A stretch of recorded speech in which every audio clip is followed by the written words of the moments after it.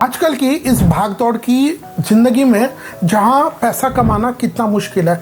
जब मैं पैसे कमाने की बात करता हूँ तो दोनों कैटेगरी के लोग, वो लोग जिनका पुराना बिजनेस चल रहा हो या वो लोग जो अपना नया व्यापार नया बिजनेस प्रारंभ करना चाहते हैं। जिनका पुराना बिजनेस है वो तो आजकल हम देखते हैं चैलेंजेस कितने होते हैं, लेकिन अगर आप नया व्यापार प्रारंभ करने की सोच रहे हैं तो उसमें तो मेरे को लगता है चुनौतियाँ, चैलेंजेस, अपॉर्चुनिटीज़ के साथ ये दोनों और ज़्यादा होती है कि हमको ये देखना होता है कि भाई मैं ये जो बिज़नेस कर रहा हूँ उसमें मुझे लॉन्ग टर्म के लिए फ़ायदा मिलेगा नहीं मिलेगा, तो इसकी चिंता व्यक्ति को बहुत ज़्यादा होती है। लेकिन हमारी इन्हीं चिंताओं को उनका उपाय हमारे सनातन धर्म में है। कैसे है? तो हमारा शास्त्र कहता है कि जब भी हम कोई नया व्यापार प्रारंभ कर रहे हैं तो और उसको अच्छा चले, है ना, या फिर अगर हमारा पुराना कोई व्यापार है वो ठीक से नहीं चल रहा है तो उसके तीन ही प्रमुख कारण हो सकते हैं। पहला है ज्योतिष का है, दूसरा उसमें कारण होता है वास्तु का है, तीसरा एक कारण मुहूर्त, कर्मकांड, पूजा, ये सारा उसमें आ जाता है। कहीं ना कहीं अगर हमारा पुराना व्यापार है वो अगर ठीक से नहीं चल रहा है तो इन तीनों में कोई ना कोई एक त्रुटि है, उसको ठीक किया जा सकता है। लेकिन अगर आप नया व्यापार प्रारंभ कर रहे हो तो इन तीन चीज़ों का हमें बहुत ज़्यादा ध्यान देना चाहिए, क्योंकि आज के टाइम पे जब हम ये सोचते हैं कि मैं क्या करूं, हम करूं जब तक हमारा कॉम्पिटिटर कितना आगे निकल जाता है। तो आज के इस टाइम पे you don't have time to think much. हम जब तक आइडियाज़ जनरेट हो जाते हैं, लोग हमारे आइडियाज़ को इम्प्लीकेट कर लेते हैं। हम जब तक सोचते रहते हैं हमारा कॉम्पिटिटर हमसे आगे निकल जाता है। तो ऐसे इस एआई के ग्लोबलाइजेशन, डिजिटलाइजेशन ऐसे दौर में अगर हमें हमारे व्यापार को हम स्टेबल चाहते हैं, हमारा व्यापार पीढ़ी दर पीढ़ी आगे बढ़े, हमारे वहाँ पर चैलेंजेस तो आते हैं लेकिन हम उनको अच्छे से उनका सामना कर पाए और धर्मपूर्वक धन कमा पाए, तो उसके लिए जिन तीन बातों का अधिक ध्यान देना चाहिए आज हम उन्हीं पर मुख्य रूप से हम डिस्कस करेंगे। तो इनमें हम इन बातों का हम विस्तार से चर्चा करेंगे कि हमारे नया व्यापार अगर हम प्रारंभ कर रहे हैं तो जो तीन बातें हैं उनको हम लोग कैसे हमारे रेगुलर लाइफ में हम इम्प्लीकेट करें जिससे हमारा व्यापार अच्छा चले, चाहे नया व्यापार प्रारंभ कर रहे हैं तो, और पुराने को भी इन तीनों को ठीक कर करके उसको भी, पुराना व्यापार आपका चाहे फैक्ट्री हो, ऑनलाइन बिजनेस हो, आप एक इन्फ्लुएंसर है, सोशल मीडिया पर आपका है, आपका यूट्यूब चैनल है, इंस्टाग्राम, ट्विटर पर अकाउंट है, तो ये कभी कभी इन पर भी हम खूब मेहनत करते रहते हैं। बहुत लोग ऑनलाइन शॉपिंग भी करते हैं, अपने व्हाट्सएप पे हैं, इंस्टा पर स्टोरी लगाते हैं, जो माताएं बहनें होती हैं जो घर से ही इस चीज़ों को बेचती है, तो उनका अगर बिजनेस का नाम, फर्म का नाम वो भी अगर सही नहीं है तो बस हम स्टेटस लगाते लगाते थक जाएंगे, हमारा बिजनेस उतना ग्रो नहीं कर पाएगा। तो अगर आप नया व्यापार प्रारंभ करना चाहते हैं तो उसके लिए जो पहला ऐसा जो काम आपको करना है वो है आपके जो विद्वान योग्य पंडित जी, जिनसे आप पीढ़ी दर पीढ़ी परंपरा से परामर्श लेते आ रहे हैं, ऐसे योग्य पंडित जी के पास आप जाएं, उनको जाकर के अपनी जन्म पत्रिका दिखाएं और उनसे मुख्यतः 3-4 बातों का उनके सामने प्रस्ताव रखें कि महाराज जी मेरे दिमाग में व्यापार करने का आया है, तो आप सबसे पहले मुझे यह देख करके बताइए कि मुझे व्यापार करना चाहिए या नहीं। कई लोग जॉब करते रहते हैं लेकिन उनको कोई एक व्यापार का, उनको लगता है कि दिमाग में एक आइडिया क्लिक हो जाता है, उनको लगता है इसमें अपॉर्चुनिटी है so I should shift into that. नहीं, हर चीज़ जो हरा भरा होता है वो हमारे लिए भी फायदेमंद हो ऐसी आवश्यकता नहीं है, ऐसा जरूरी नहीं। तो पंडित जी को आपको ये पूछना चाहिए कि महाराज जी मुझे जॉब करने में ज़्यादा फायदा है या बिजनेस। अगर आप जॉब करना ही है तो फिर ठीक है, उसको तो करना ही है, लेकिन अगर हम बिजनेस में देखें तो हमको पंडित जी से ये पूछे कि महाराज जी हम कौन से तरह का बिजनेस करें, क्योंकि हमारे यहाँ पर जितने ग्रह हैं उन हर ग्रहों का अपना अपना एक तत्व है, अपने अपने उसके हिसाब से 12 भाव है कुंडली में और 9 ग्रह है। तो इन 12 भाव में कौन सा ग्रह किस जगह जाता है उसके हिसाब से हमको व्यापार भी करना चाहिए। क्योंकि अगर हम देखें जैसे इन जनरल अगर हम मोटा मोटा देखें तो बुध का जो व्यापार है, यानी बुध से संबंधित जो व्यक्ति व्यापार करना चाहते हैं वो संचार है, लेखन है, शिक्षा है, इसका कर सकते हैं, वित्त का काम है, धार्मिक कार्य है, सेवा है, ये सब कर सकते हैं। शुक्र की अगर हम बात करें तो जो लोग फैशन है, मॉडलिंग है, मनोरंजन है, यूट्यूब है, सोशल मीडिया है, उनसे वो लोग अपना काम कर सकते हैं। शनि से हम बात देखें तो शनि से संबंधित लोहा है, मशीनरी है ना, इनका काम है। फिर जुपिटर के हिसाब से, गुरु के हिसाब से देखें तो जो लोग धार्मिकता है, आध्यात्मिकता है, योगा है, वेलनेस है, हीलिंग है, इनका काम है। तो ऐसे ग्रहों के हिसाब से हमारा व्यापार भी निश्चित होता है। तो पंडित जी को ये देखना चाहिए कि हम कुंडली में हमारा दशम भाव स्ट्रांग है क्या। फिर आप पंडित जी से पूछे कि हम क्या पार्टनरशिप में काम कर सकते हैं, साझेदारी में, क्योंकि कई कई मैं जगह बहुत बार ऐसा देखता हूं कि अगर आपका नवम भाव स्ट्रांग है तो मैं जनरली आई डू एडवाइस कि आप पार्टनरशिप ना करें। कारण हमारा जो पार्टनर होता है उसके ग्रह कैसे हैं पता नहीं, तो हम और वो दोनों मिलके काम करते रहते हैं, वो आगे बढ़ता जाता है, हम अंदर जाते हैं तो वो हमको धोखा भी दे देता है। तो पार्टनरशिप में 7th हाउस ये भी देखना है, 11th है ये देखना है, 10th है ये देखना है, 2nd हाउस है दूसरा भाव है, ये भी हमको देखने होते हैं। ये पंडित जी का काम है। फिर एक पंडित जी को आप एक और बात पूछे कि हमारे बिजनेस का नाम क्या रखे, ये तो सबसे ज्यादा है। एक बिजनेस के नाम से जो ऊर्जा निकलती है ना, बिजनेस का नाम हो, ब्रांड का नाम हो, फर्म का नाम हो, लोगों का नाम हो, ये नाम बहुत अट्रैक्टिव होने चाहिए। जैसे किसी ने सोचा था कि मुकेश जी अंबानी की जो कंपनी रिलायंस है उसने जियो स्टार्ट किया।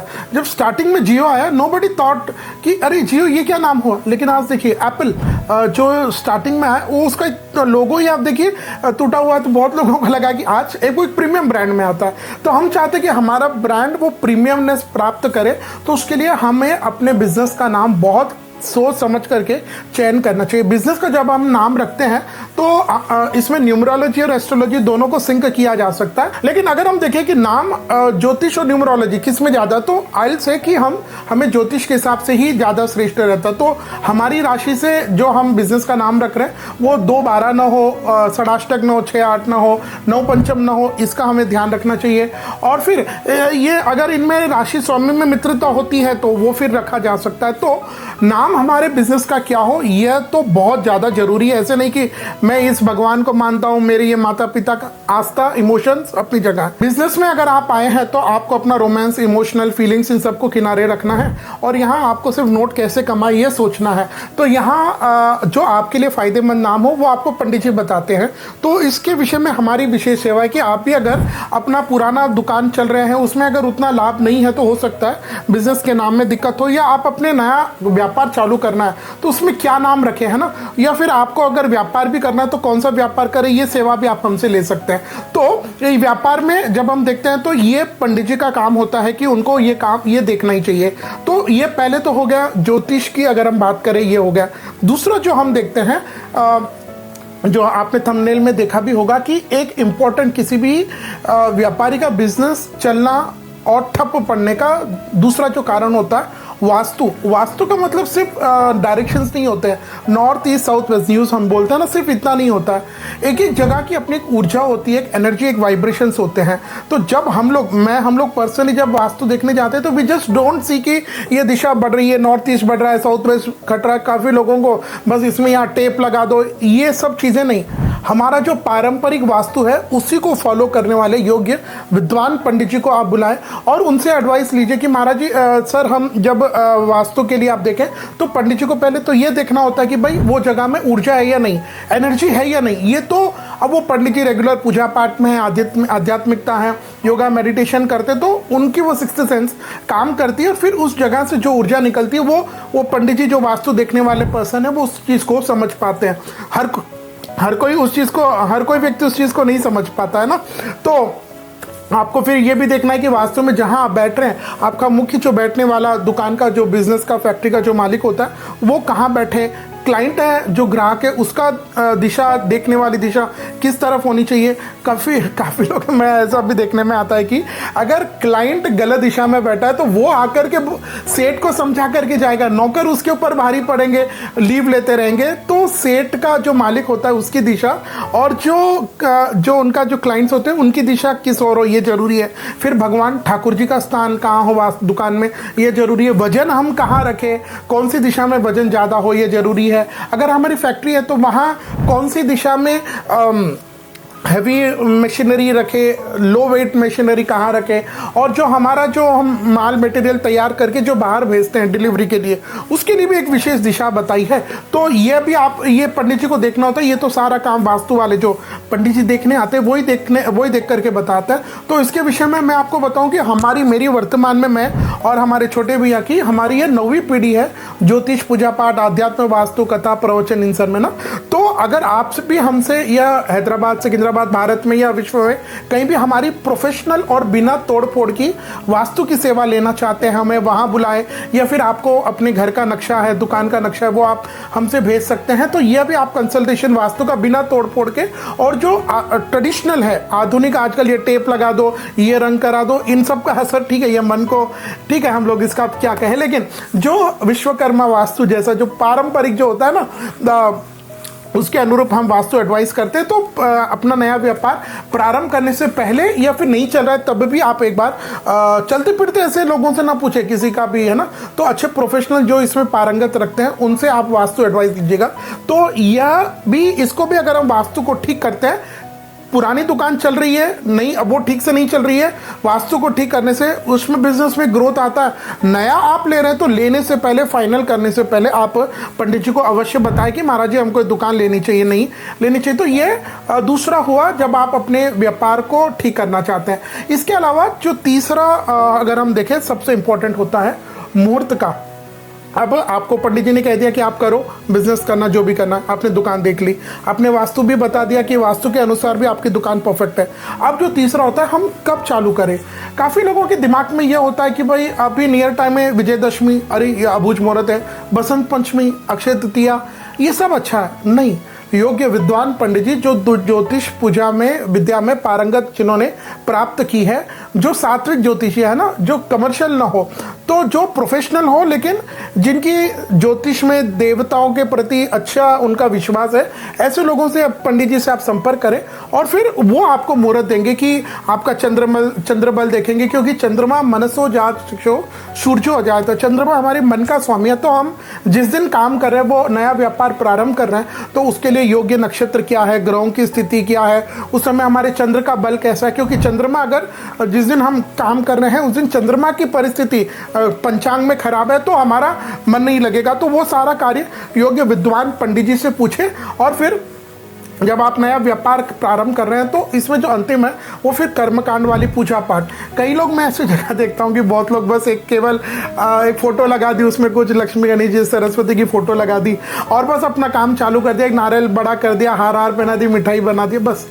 रामदेव बाबा राजस्थान में भगवान हुए हैं, लोक देवता है ना, तो उनकी एक आरती आती है, उसमें एक लाइन मेरे को याद आती है, जैसे जाकी भावना बैसो फल भावे। अब आपने इतनी पूजा की है तो ये मान के चलिए आपको फल इतना ही मिलना है, लेकिन जब आप योग्य विद्वान पंडित जी को बुलाते हैं, आपकी उस फैक्ट्री में या दुकान में विधि विधान से हवन होता है, हवन करना बहुत जरूरी। केवल एक लक्ष्मी पूजा ना कराएं, हवन जब हम कराते हैं तो अगर वो पुरानी दुकान भी है, आप किसी से चलती हुई दुकान ले रहे हैं, तब भी हवन कराएं, क्योंकि उसके पूर्व के उसका क्या कर्म अच्छे बुरे रहे होंगे हमको नहीं पता, तो फिर वो हमको भोगना पड़ता है, हमको उसको झेलना पड़ता है। तो आप हवन पूजा कराएं। हवन कराने से वहाँ पर जो भी नेगेटिव एनर्जी है वो खत्म हो जाती है, हमारा मन हमेशा ऊर्जावान एनर्जेटिक रहता है, हम बिजनेस करने में नए नए आइडियाज जनरेट होते हैं ना, तो ये भी है। तो इस बात का भी आप ध्यान रखिएगा कि अच्छे पंडित जी से हवन पूजा कराएं। तो इसके विषय में भी अगर आप चाहते हैं कि हम आपके लिए वो अच्छा मुहूर्त दें, अगर आप हमसे पूजा कराना चाहते हैं तो उसके लिए भी है। तो आप हमें मुहूर्त आदि प्राप्त करना, तो स्क्रीन पर जो नंबर है आप उन पर हमें संपर्क करें और हम आपको हमारे ज्योतिष वास्तु इनसे संबंधित जो भी दक्षिणा पैकेज है वो सब हम आपको बताएंगे। तो यह 3 जब आप चीज़ों को ठीक कर लेते हैं, कौन सा जी, पहला ज्योतिष का हो गया, पत्रिका एनालिसिस, दूसरा वास्तु, तीसरा मुहूर्त और पूजा पाठ, ये जब हो जाते हैं तो निश्चित आपके बिजनेस में जो भी नुकसान हो रहा है उसको ठीक किया जा सकता है और नया व्यापार आप चालू कर रहे हैं तब तो इन बातों का विशेष ध्यान देना ही चाहिए।